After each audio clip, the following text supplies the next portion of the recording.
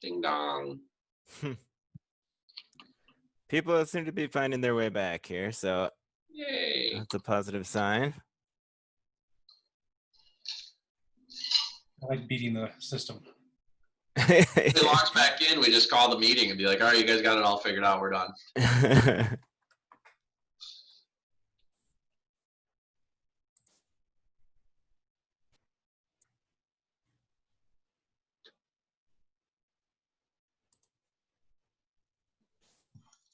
Come here.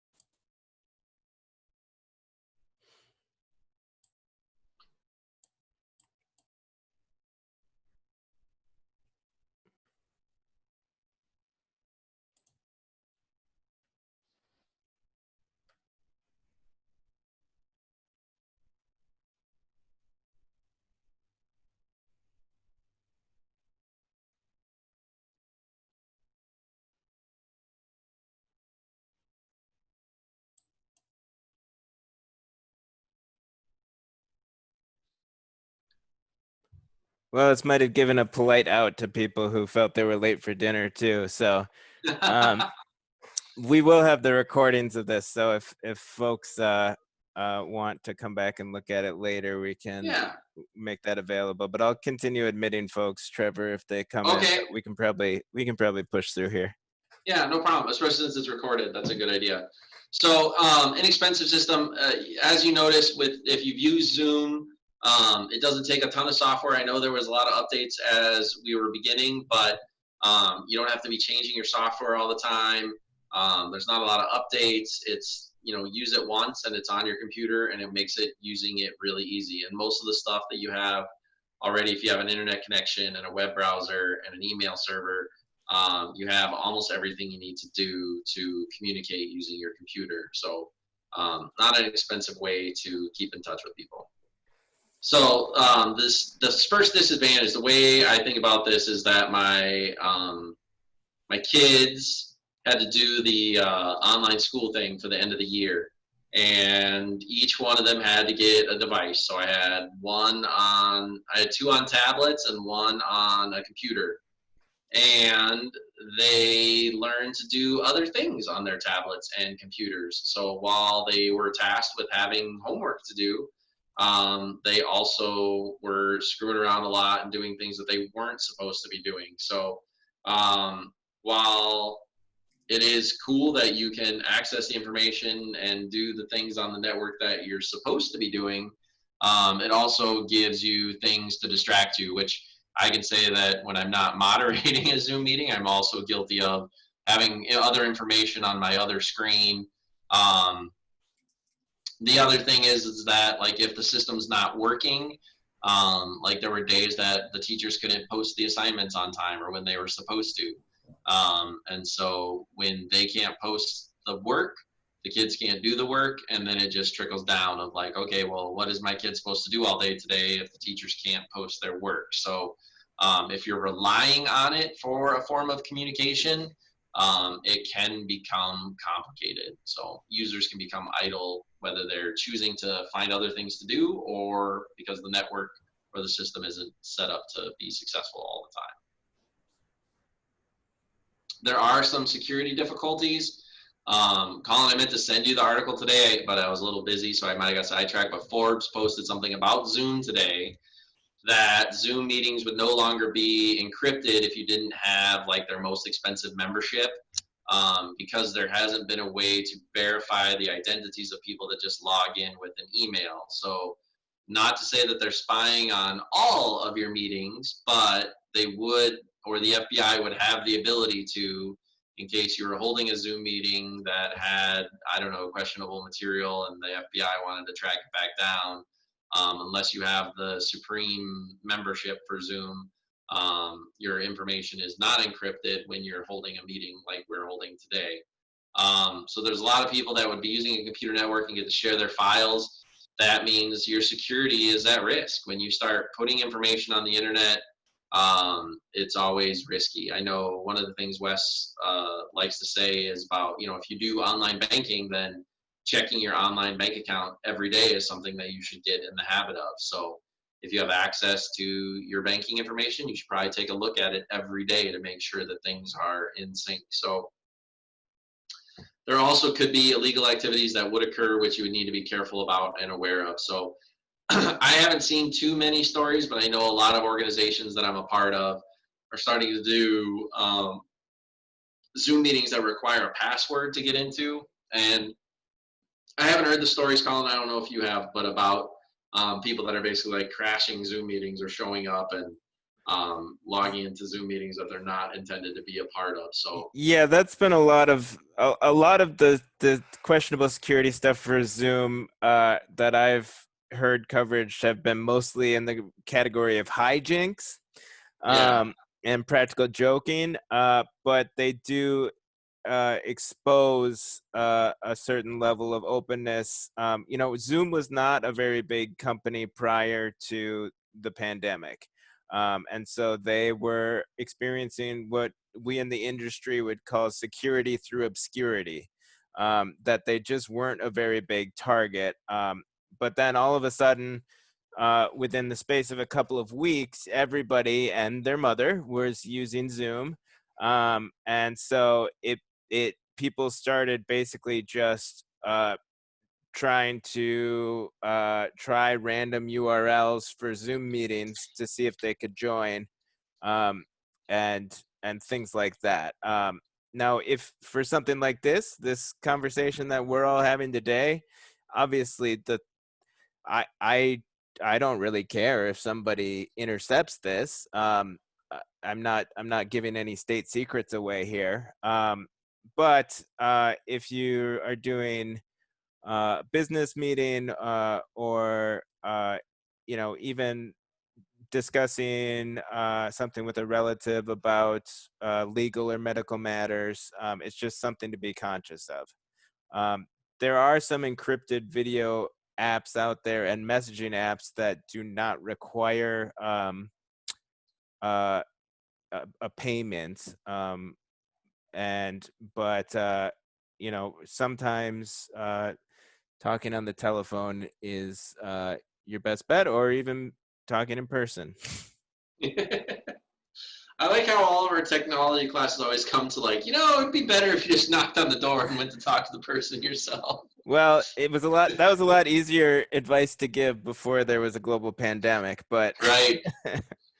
So, yeah, you have to be careful. I don't know all the ins and outs. This is kind of new territory for security with these kind of softwares, but you know, now the big boys are getting involved, Google and Microsoft, and so they're coming out with ways that are a little bit more secure.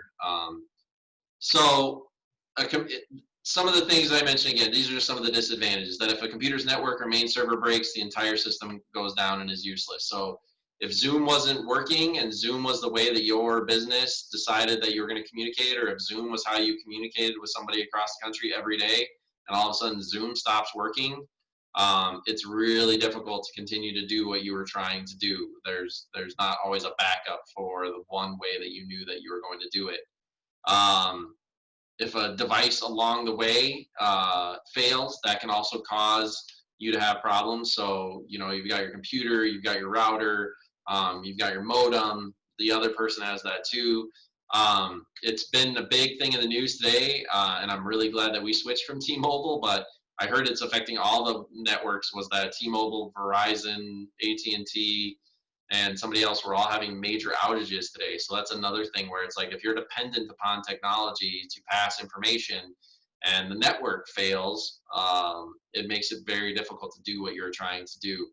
So networks should have powerful computers to service file servers, to make up settings, maintaining that network. So probably not a lot of things that you guys are worried about for personal communication with using devices like this for communicating, but in a network setting or a business setting, it's not as easy as like, we'll just get a bunch of people PCs and then they can, you know, do Zoom conferences and talk to each other all over the world. So there is a lot of infrastructure that probably needs to be put into place that takes like professional people to be able to do it. Again, with the security, if you start sharing files or you leave files up somewhere for a while and other people have access to them, It gives the opportunity for computer viruses or malware to develop. Somebody could infect the file that you posted, and you go and you're telling everybody like, hey, you should go download this picture that I put up on the internet.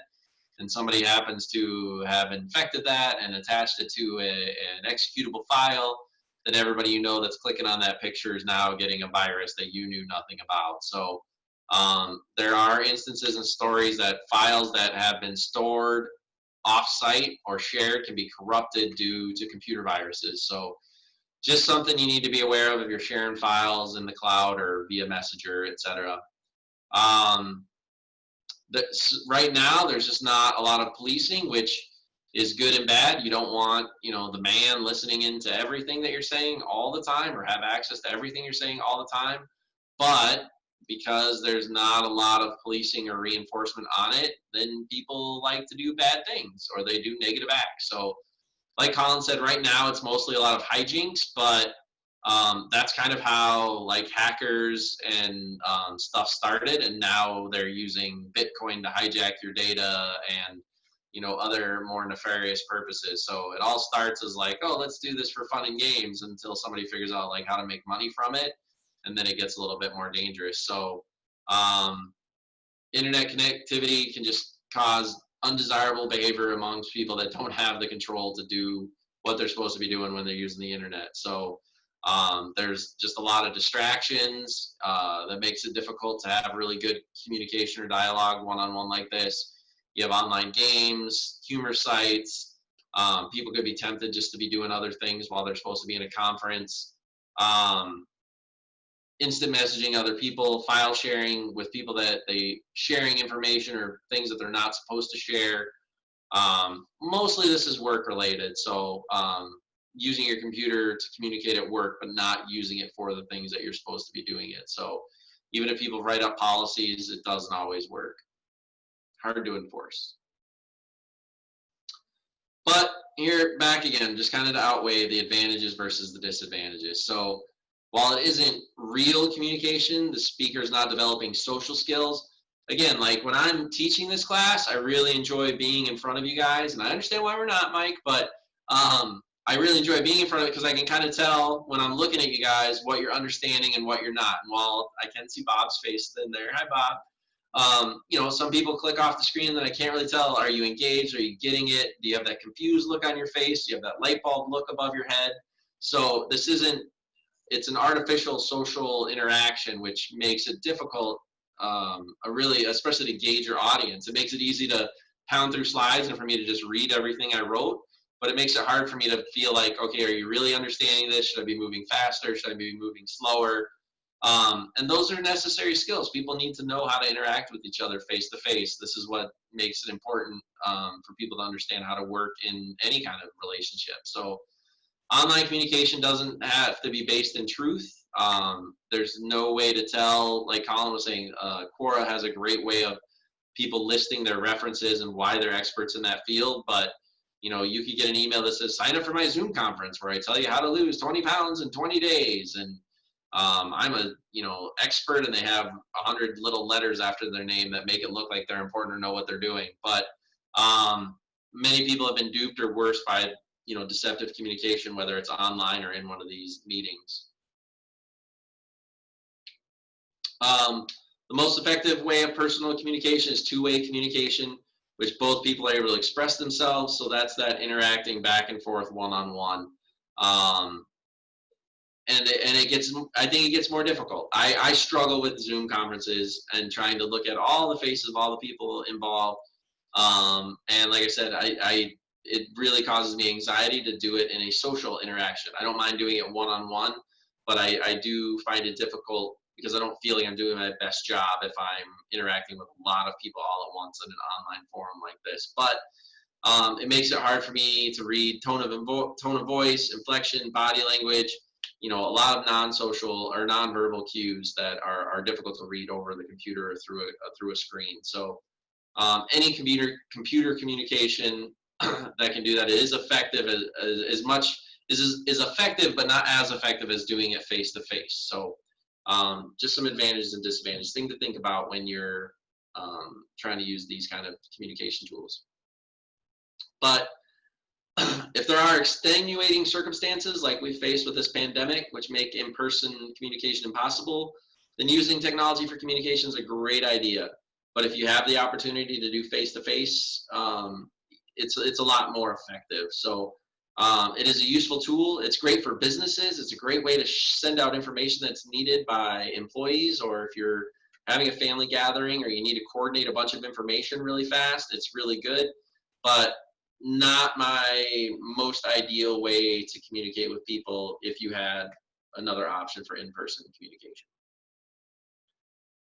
It's always going to be a great way of transferring and sharing data, but people should be aware of those consequences, be aware of those risks and the dangers, not just the hijinks that might happen in a Zoom call, but what can happen to files that you share or information that you put out there. Remember that relying on the system can put you at risks. If you, like I said, if you say you're going to do a Zoom call and for some reason Zoom's not working that day, you may have a risk of losing information if you needed to know something before that happened, or what happens if your internet connection's not working and you don't have a cell phone backup. What are your backup ways of getting that information? Because there can be downfalls and there can be outages. There could be power outages, of all things that could cause a way of like, oh, this is how we'll communicate in case of an emergency. But if there's a power outage and you have a VoIP phone line instead of a standard phone line, it can make it very difficult to communicate. This is a link I provided. So when Colin talked about being able to download the presentation, this hyperlink should work. If not, you can right click on it and go to the address, or you can control left click on it and you can go to the address.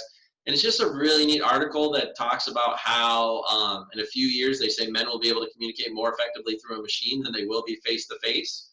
But that might not mean that things are better. And I know I'd be straight guilty of it if I didn't say that it's a lot easier for me to address if I make a mistake with my wife. It's kind of like, it's easier to send her a text message to say I'm sorry. It's kind of like the old school way of buying flowers.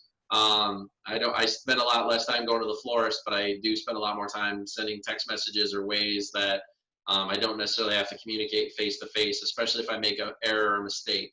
As a salesperson, it's kind of the same thing. If you promise somebody that you'll be somewhere on time, it's a lot easier to send them a text message and say, hey, I'm running late, than it is to make a call and say that you're late, or show up and just have to say that you're sorry. So being able to communicate effectively using the computer is important, but that there's nothing that can substitute for that face-to-face communication. So with that, it looks like most people are back online. If anybody has any questions or wants to see something, one of the really cool, unique things right now is that Colin can share his screen.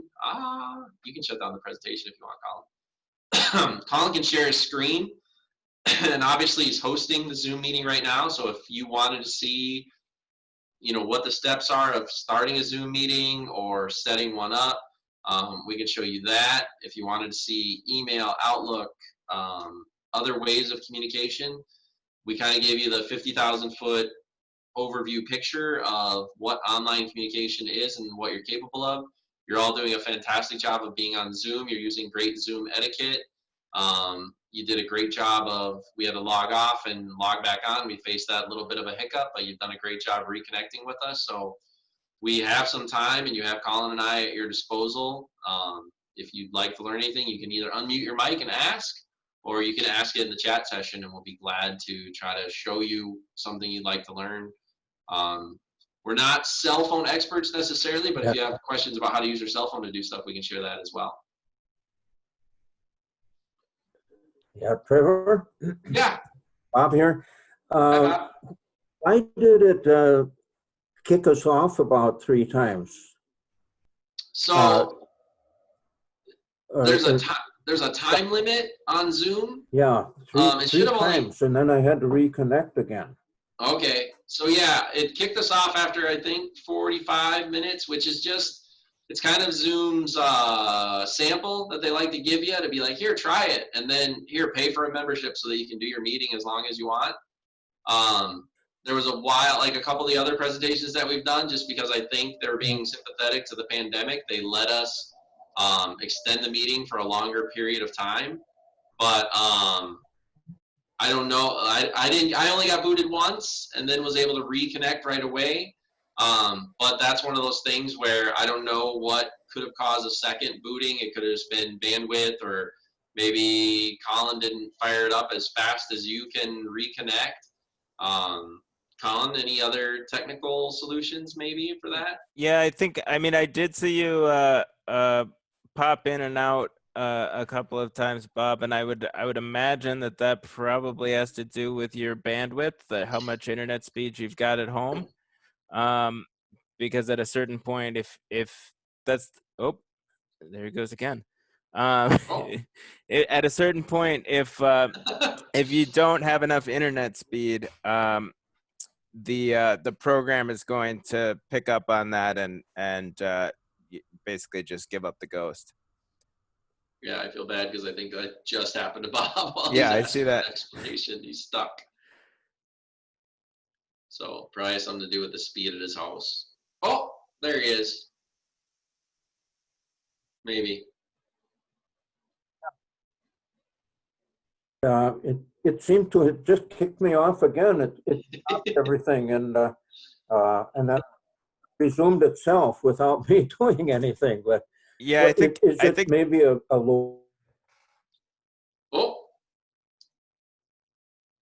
this is an excellent example. Bob couldn't be asking a better question or demonstrating in fashion what some of the downfalls of online communication are. He's a plant. We did this on purpose. Bob's good for that. Now, it was spooky. It threw me off again. Yeah, Bob, I think don't- that's going to be related to your internet speed. So there might be some kind of a slowdown or an outage in your neighborhood, or your router might just be having troubles keeping up at this point. Okay, yeah. Well, that's what I was thinking. Probably the Wi-Fi. Maybe it's the antennas aren't up high enough. That's down the basement, so that could probably be. Sure. I don't know. It's never happened before, though. Yeah, and sometimes, I mean, I definitely noticed that during the shutdown, when I was working from home every day, I ended up having to, and my son was doing his homework from home, or his schooling from home. I ended up having to power cycle our router more often because we have more devices doing more on our network. So maybe unplugging the power from the router, giving it 30 seconds, and then plugging that back in might help in the future as well. Okay.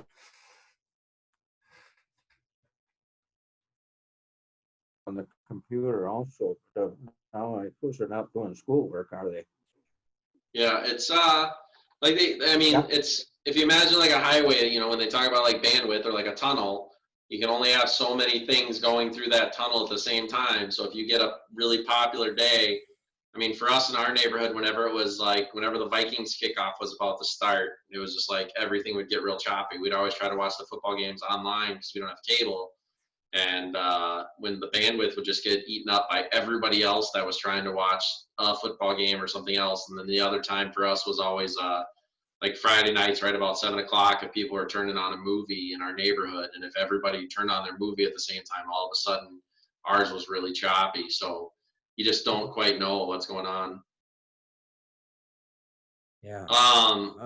Lori, how do you unmute? So you should be able to click on, like, if you hover the mouse over your picture, there will get 3 dots and then a mute or unmute button. I think the unmute button is red, and if you click where it says unmute, it should unmute or Colin can do it for you. I noticed she doesn't have the microphone icon. Oh, no, she does. Okay. Is she unmuted now, Lori? So Lori, you're unmuted if you want to ask a question. I don't know if you're trying to talk or not, but we're not hearing you. So we might be seeing an issue with a microphone not working, which if can you see my Zoom doc if I put it on this screen, or will it not show that?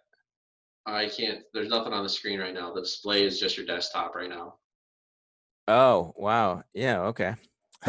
Zoom is good. It doesn't show anything. So on the dock, on the left-hand side where, so everybody should have basically a black menu, and there should be a mute button, a start video button, a security button, participants. Next to the mute button, there should be a little downward arrow, and if you hover your button over that, you can select what audio device you want to use. So it's possible that you have the wrong audio device selected. I know one of the problems I have all the time is it changes which speakers I have. So right now I usually have my computer running through an amplifier, and then I have two big speakers in my office, but it likes to default to the little computer speakers in the back of the screen. And I don't know if I can't figure out if that's a driver issue with my computer, if that's just something Zoom likes to do when we're hosting meetings, but yeah, I'll turn the volume all the way up, and I can't change it with the separate volume control I have outside my computer, and then it doesn't turn up loud enough on my computer for me to really have a good meeting. And so just another one of those little tech glitches. So there is, when you start the meeting or when you log in, there's usually a test audio button, and that's a great way to check if, oh, look at Colin. That's a great way to check when you do that test audio. You can talk to it, and it'll test your mic, and it'll also play sounds through your speakers and test your speakers and your microphone that way.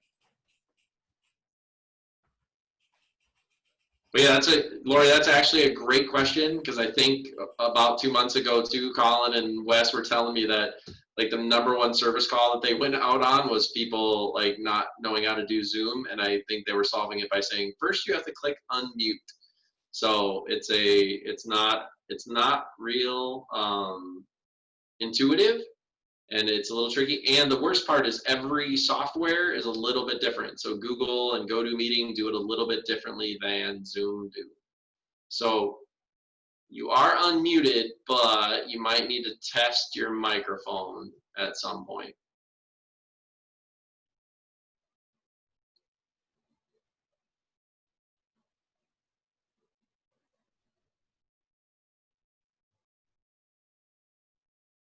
It'll be a win if we can hear Lori before the end of the call. This will be a successful class.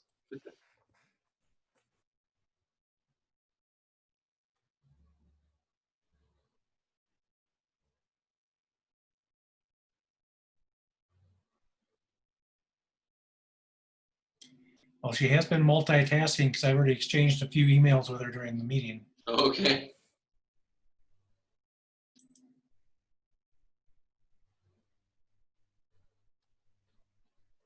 Yeah, so I mean, what folks should see are these, is this sort of black bar at the top or bottom of their screen. And if you hit the arrow next to the mute button, then you should have the ability to select different audio devices. So yeah, if your computer, a pop-up window, a pop-up window will show up when you click on that, and it'll tell you to select the microphone. It'll tell you what devices you have available for your microphone. So if you have one that's checked and it's not working, there's probably only 2 or 3 available. So if you have one checked and we can't hear you, which is the current situation, you can try checking one of the other 2 or one of the other devices. Just on. Any other questions? I think, Lori, have you been able to successfully talk in other Zoom calls in the past?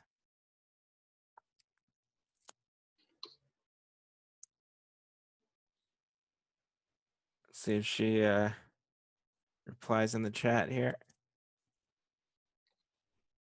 It's her first Zoom. So my guess is, Lori, that either your computer doesn't have a microphone, or your microphone is not working correctly.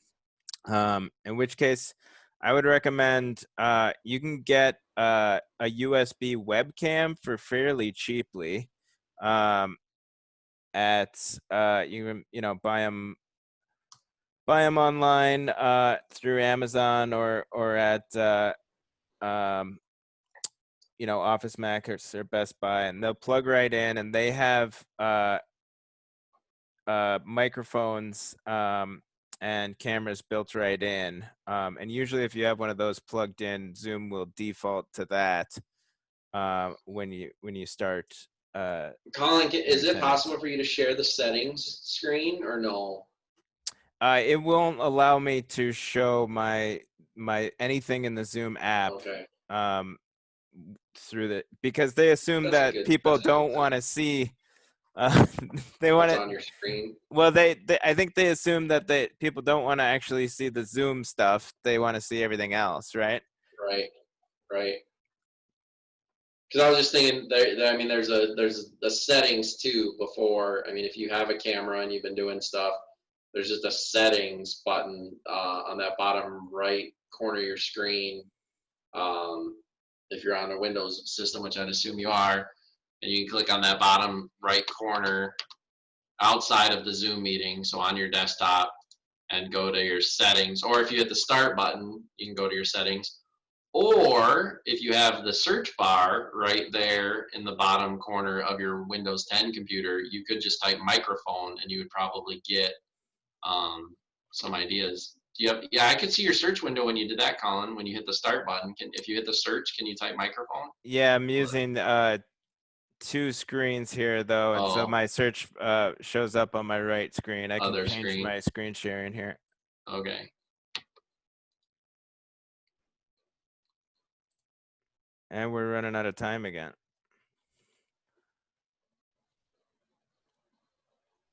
They must have shortened it a little bit. On your second time through. It was up a second ago, Colin. You just bounced back. Oh, I'm on. Okay. Give me 1 second here.